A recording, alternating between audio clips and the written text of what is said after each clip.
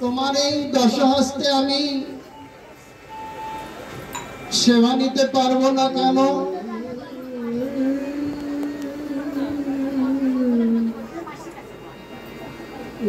তোমার এই 10টি হাতে 10টি অস্ত্র,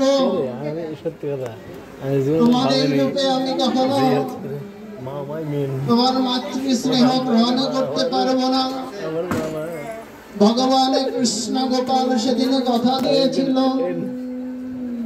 মা দুর্গা দেবী তুমি যখন মনোবাসনা করেছো, তোমার এই মনোবাসনা পূর্ণ হবে। আগত কলিযুগে আমি গিয়ে নদিয়ায় যেদিন গৌর হব, তুমি হবে সীতা ঠাকুরানী।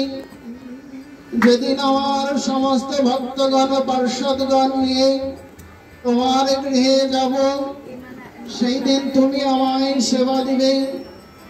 তাই সীতা ঠাকুরানী আজ ভগবানের চরণ ধৌত করে দিচ্ছেন, আর পূর্ণ পূর্ণবার লক্ষ্য করে দেখছেন যে আমার সেই ভগবান আজ আমার গৃহে এসেছে কিনা।